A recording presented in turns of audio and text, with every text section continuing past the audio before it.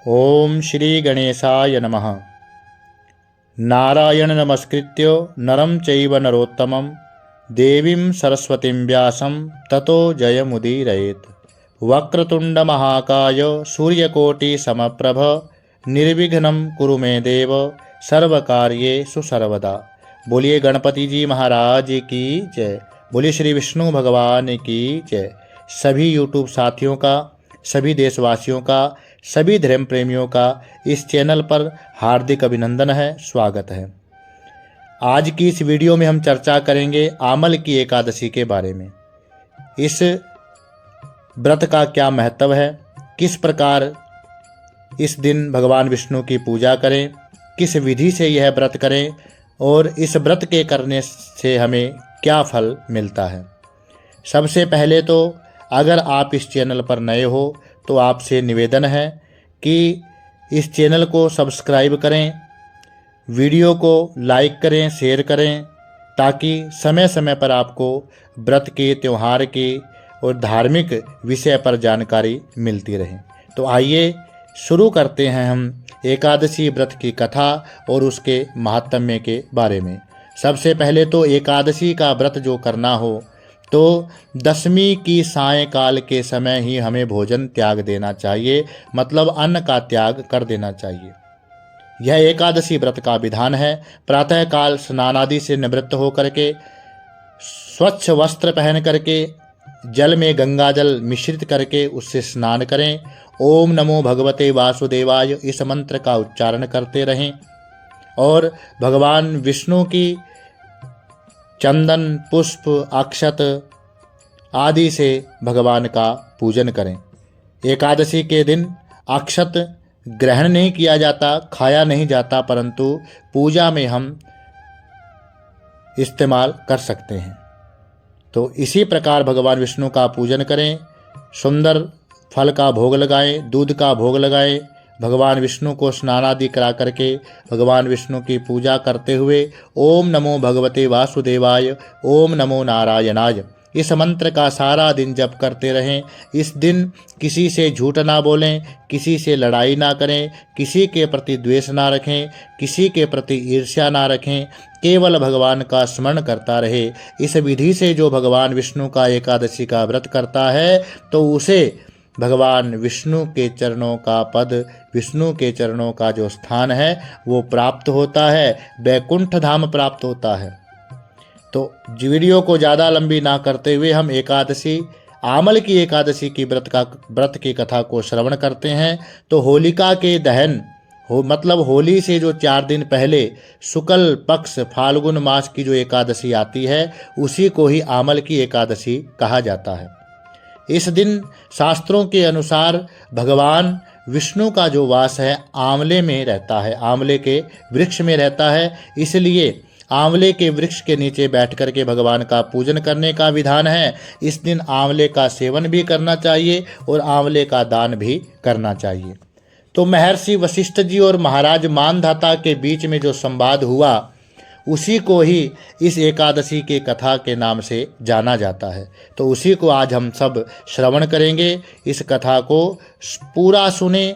पूरा सुनने के बाद जो है भगवान विष्णु के चरणों में पुष्प अर्पण करें ताकि इसका संपूर्ण फल हमें मिले।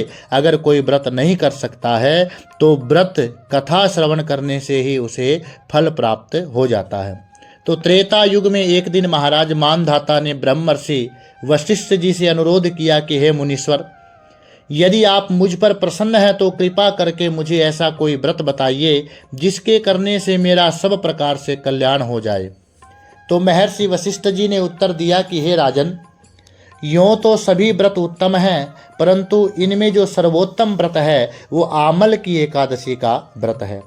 फाल्गुन मास के शुक्ल पक्ष की इस आमल की एकादशी का व्रत करने से सभी पापों का नष्ट हो जाता है और इस व्रत को करने से 1000 गाय देने के बराबर फल प्राप्त होता है। कि हमने 1000 गाय दान कर दी, उतना फल हमें केवल आमल की एकादशी के व्रत करने से मिलता है। तो इसके बारे में महर्षि वशिष्ठ जी ने कहा कि मैं आपको एक कथा सुनाता हूँ, आप ध्यानपूर्वक सुनिए। वेदिक नामक एक नगर में ब्राह्मण, क्षत्रिय, वैश्य और शूद्र चारों वर्णों के परिवार आनंद पूर्वक रहा करते थे। वहां पर सदैव वेद ध्वनि गूंजा करती। पापी, दुराचारी, नास्तिक कोई भी वहां नहीं था। उस नगर में चैत्ररथ नाम का एक चंद्रवशी राजा जो था वह राज्य करता था और सभी नियम पूर्वक वहां एकादशी का व्रत किया करते थे। सभी नगरवासी जो थे भगवान विष्णु के अनन्य भगत थे। प्रत्येक वर्ष के समान फाल्गुन मास के शुक्ल पक्ष की आमल की एकादशी आई। उस दिन राजा, प्रजा तथा बाल वृद्ध सब ने हर्ष पूर्वक व्रत किया और राजा अपनी प्रजा के साथ मंदिर में जाकर कुंभ स्थापित करके धूप दीप नैवेद्य पंचरत्न आदि से आंवले का पूजन करके इस प्रकार स्तुति करने लगा कि हे धात्री, आप ब्रह्मा जी द्वारा उत्पन्न हुए हो, समस्त पापों का नाश करने वाले हो, अतः आपको मेरा नमस्कार है। अब आप मेरा अर्घ्य स्वीकार कीजिए। आप रामचंद्र जी द्वारा सम्मानित हो। मैं आपसे प्रार्थना करता हूँ कि आप मेरे समस्त पापों को समूल नष्ट करें। मंदिर में सबने रात्रि को जागरण किया और रात के समय वहां पर एक बहेलिया आया जो बड़ा पापी था, दुष्ट था, हिंसा करता, जानवरों पर अत्याचार करता। उस दिन उसको शिकार कोई नहीं मिला, अतः वह सारा दिन निराहार रहना पड़ा। उसे भूख प्यास से व्याकुल था बहेलिया और मंदिर के एक कोने में बैठ गया और विष्णु भगवान तथा एकादशी महात्म्य की कथा को सुनने लगा। इस प्रकार अन्य मनुष्यों की भांति भी उसने भी सारी रात जागरण किया, कथा सुनी। प्रातः काल घर जाकर उसने भोजन किया। कुछ समय बाद उस बहेलिये की मृत्यु हो गई। आमल की एकादशी का व्रत व जागरण के करने से अगले जन्म में उस बहेलिये ने एक राजा विदुरथ के घर जन्म लिया। एक दिन की कथा श्रवण करने का, एक व्रत करने का उस पापी को इतना फल मिला कि उसने अगले जन्म में राजा के घर जन्म लिया। उसका नाम रखा गया वसुरथ। युवा होने पर वह चतुरंगिनी सेना, धन धान्य से युक्त होकर 10,000 ग्रामों का पालन करने लगा। वह तेज होकर सूर्य के समान कांतिमान, चंद्रमा के समान, वीरता में भगवान विष्णु के समान, क्षमा में पृथ्वी के समान, अत्यंत धार्मिक, सत्यवादी, कर्मवीर एवं विष्णु भक्त राजा बना। प्रजा का समान भाव से पालन, यज्ञ आदि करना, दान देना उसका नित्य कर्म बन गया था। एक दिन राजा वसुरथ शिकार खेलने के लिए वन गया। देव योग से वह मार्ग भूल गया। रात्रि हो जाने पर उसी वन में एक वृक्ष के नीचे सो गया।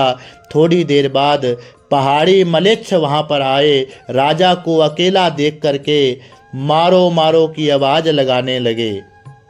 वसुरथ की ओर दौड़े और मलेच्छ कहने लगे कि इसी दुष्ट राजा ने हमारे माता, पिता, पुत्र, पौत्र आदि संबंधियों को मार डाला है तथा देश से निकाल दिया है, अतः इसको अवश्य मारना चाहिए। ऐसा कहकर वह मलेच्छ अस्त्रों का प्रहार करने लगे।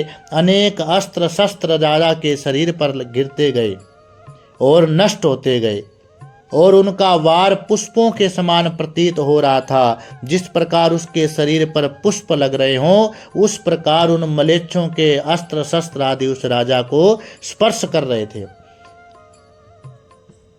अतः उन मलेच्छों के अस्त्र वस्त्र उल्टा उन्हीं पर प्रहार करने लगे, जिससे वे घायल होने लगे। इसी समय राजा को मूर्छा भी आ गई। उस राजा के शरीर से एक दिव्य स्त्री उत्पन्न हुई। वह स्त्री अत्यंत सुंदर वस्त्र आभूषण से अलंकृत थी, मगर उसकी भ्रुकुटी टेढ़ी थी, आंखों से लाल लाल अग्नि निकल रही थी। वह स्त्री मलेच्छों को मारने दौड़ी और थोड़ी ही देर में उसने सब मलेच्छों को काल के गाल में पहुंचा दिया।